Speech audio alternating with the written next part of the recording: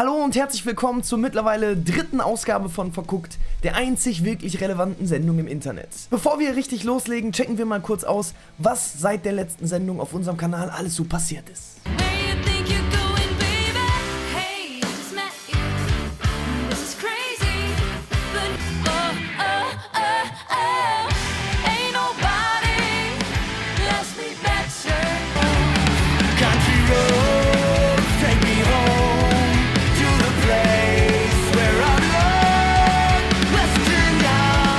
Und ihr habt geklickt, geliked und geteilt wie die Wahnsinnigen. Und damit kommen wir auch schon zum nächsten Thema, denn wir befinden uns kurz vor den 4000 Abonnenten. Und an dieser Stelle wollte ich einfach nochmal Danke an euch sagen, dass ihr so eifrig dabei seid und unsere Sachen mit euren Freunden und Verwandten teilt.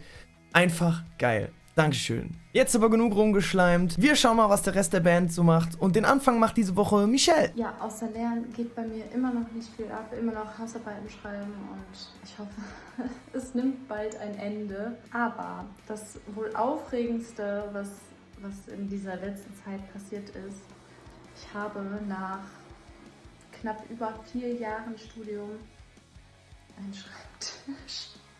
Passend zum Master. Ich glaube, ich habe noch nie irgendwie am Schreibtisch gesessen während des Studiums. Nicht nur unsere Michelle hat etwas Neues in ihrem Leben, auch Pablo. Was geht bei dir?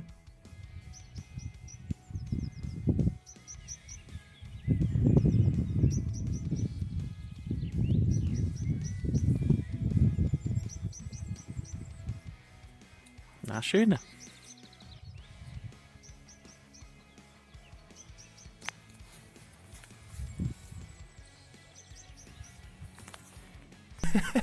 Alpaka Pablo, sind deine neuen Nachbarn endlich eingezogen? Leute, sind die nicht süß? Ich glaube, ich bin verliebt. Gucken wir mal, ob Tobi da überhaupt noch mithalten kann.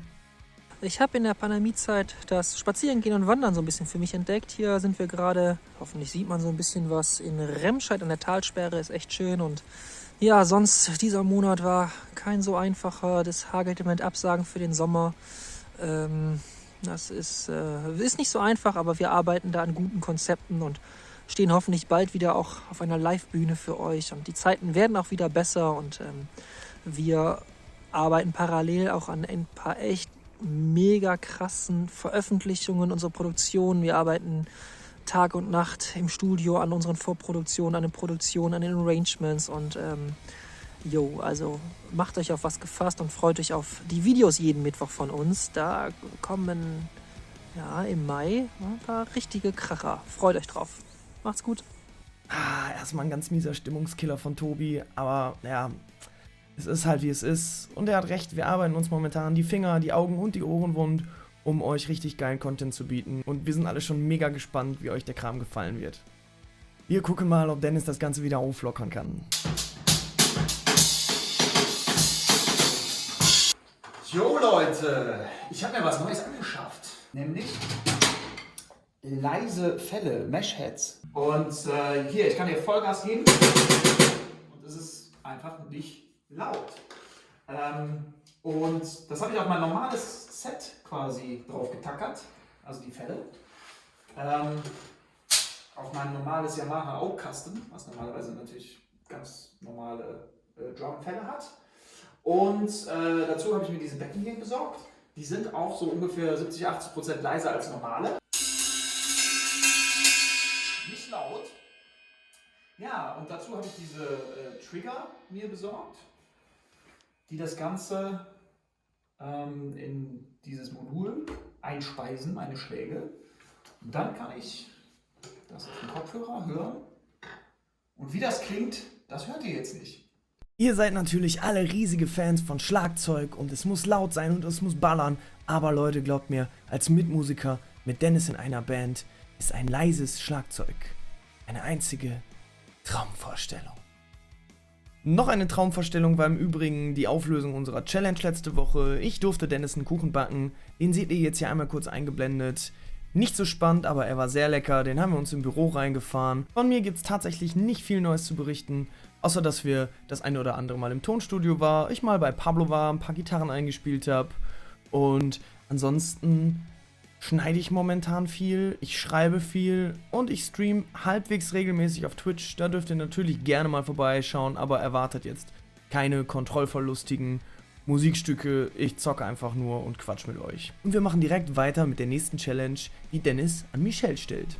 Yo, die letzte Kontrollverlust-Challenge ist durch und ich habe gewonnen. Und der Käsekuchen hat sehr lecker geschmeckt, Marvin. Vielen Dank nochmal an dieser Stelle. Und ich werde die Challenge jetzt weitergeben an Michelle. Ich habe mir auch schon was ausgedacht, denn du, liebe Michelle, musst Songschnipsel raten. Aus unseren Songs werde ich dir 2 Sekundenschnipsel ungefähr vorstellen und du musst 3 aus 5 Schnipseln raten. Also, viel Glück dabei.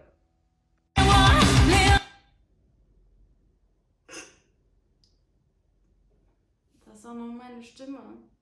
Wie oft darf ich mir das anhören? Ist das Deutsch oder Englisch? Keine Ahnung. Weiter.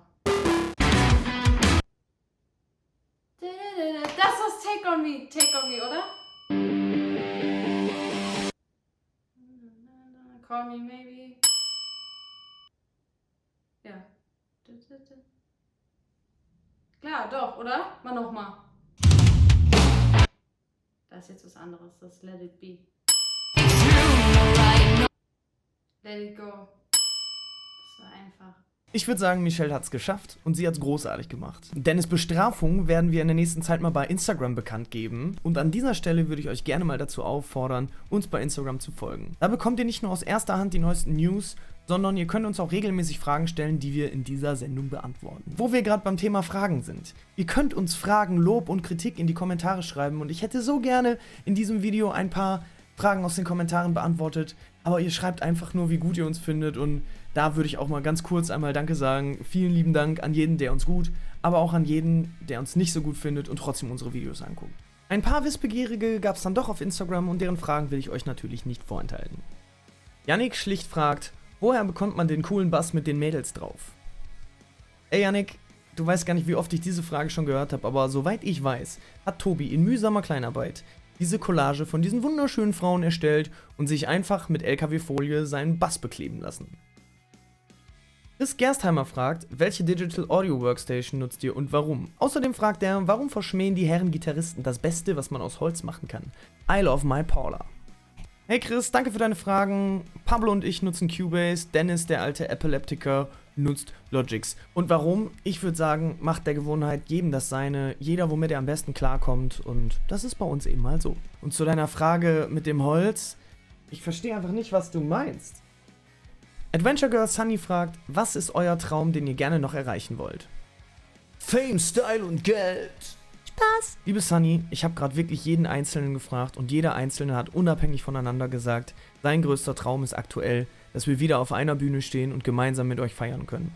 Und dem schließe ich mich einfach an. Das war's mit euren Fragen und mit dieser Sendung für diesen Monat. Wenn ihr mit eurer Frage oder mit eurem Kommentar hier landen wollt, dann schreibt, kommentiert, wo und wie auch immer ihr Lust habt. Bevor wir jetzt aber zum Ende kommen, muss ich leider einen kleinen Fehler eingestehen. Und zwar haben wir in unserem letzten Video vergessen, unsere Patreons am Ende zu erwähnen. Darum diesmal nachträglich Silke Wick, Falco Welling, Sven Bornwasser, Nicole Nagel, Irene Görzen, Anja Wirum, Patrick Weisenfeld, Peter Stockhem und Paul Mangatz. Ja, ich habe das abgelesen. Trotz alledem, vielen lieben Dank für eure Unterstützung und natürlich auch an die anderen Patreons. Wenn ihr Bock habt, uns irgendwie zu unterstützen, dann besucht mal Patreon. Den Link findet ihr unten in der Infobox. Und hier jetzt noch ein kleiner Teaser auf unser nächstes Video. Und bis dahin, danke, dass ihr eingeschaltet habt und ciao!